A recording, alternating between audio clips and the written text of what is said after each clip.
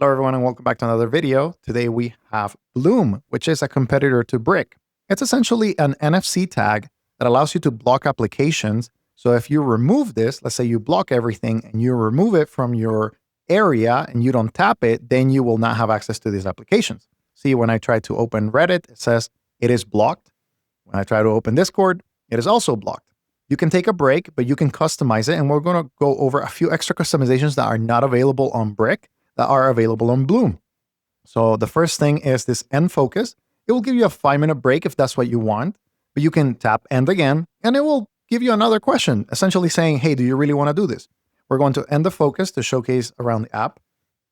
And what happens here is when you tap, you now have access once again to all of the applications, as you see right there. But what I like about it is a few very nice things. The first one is that there are different profiles. So you have defaults, work, chill, creative, and sleep. You can customize all of these and add whatever app it is that you want to block. So you can choose the blocked apps. And as you see right here, they are in different categories according to screen time, like social. If you want access to Instagram or Discord, if those are not an issue to you, you can leave them unchecked. But if they are, then you can just check them right there and only leave unchecked the ones that are not very important or that do not cause you any issues. So that is just an example. But you can create your work profile. So let's say that, hey, I'm at work and I don't want to use social. And I also don't want to use some of this information reading. You can block them all. And those are two categories, essentially, that you're saying, hey, I don't want these categories when I'm at work. So you select whichever profile it is that you want. You tap right there. You're saying, okay, we're going to start the focus session. How many breaks am I allowed? 2, 1, 0, or 3. So if you put 0, you will not get any breaks. And whenever you tap the card, you will be blocked automatically, whatever categories it is that you chose. There is another feature, which I think it's kind of competitive, which is the leaderboard. It does have a leaderboard and it says, hey, 191 people are currently right now also blocking their devices. So it's kind of like an social engineering and saying like, hey, this is the leaderboard, people that have accumulated all of this time. And you have the ability to stay for a long time. So here we have some of the top people are 100 days in. So probably they got their cards and they have been blocking all of those applications for 100 days, which I think it's impressive. It's quite nice. And if they have accumulated that over time, it is also impressive. If you want to end the focus, it will say, okay, do you want a 5-minute break? But since there's 0 breaks left because we were very strict, it will not give you that functionality. So you will have to end it. It will ask you again, do you want a long break or do you want to end focus?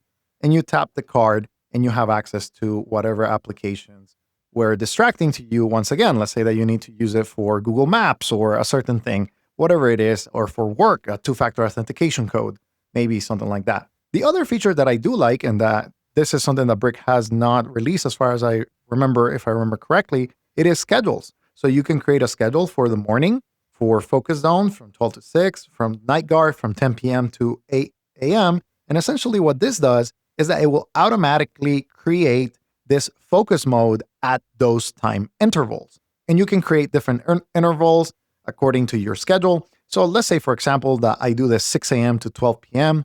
and then I do the 10 p.m. to 8 a.m. That means that it will automatically block during those time periods. And then between 12 and 10 p.m., I will be allowed on my phone.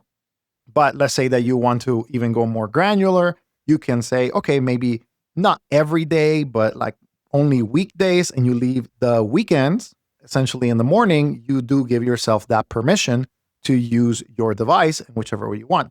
You can also do full focus, which means full focus will activate at all times. And as you saw right there, activate it immediately. And if you want to end the focus, you can still do that with the card. But you can create those schedules that actually say like, okay, well, I want to use it this or that time. I want to disable it whichever way I want, whichever way works with my work, with my personal life.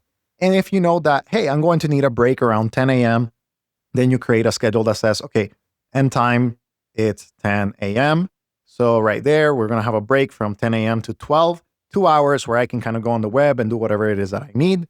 And then from 6 to 10 right there, you also have a time period where you can use some of these things. So this extra feature and the leaderboard, I think, are two features that are quite nice because they do some social competition to a degree.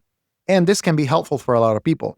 The other feature, of course, is that it does have a lot of questions. It does ask you a lot of questions. It does give you like, hey, this is your streak. This is what you need to do. A lot of profiles, work, chill, creative, sleep, and you can customize them according to your liking. So I definitely think that this is a great competitor. And because it is less expensive at $29, then it's going to be a better value proposition for a lot of people out there.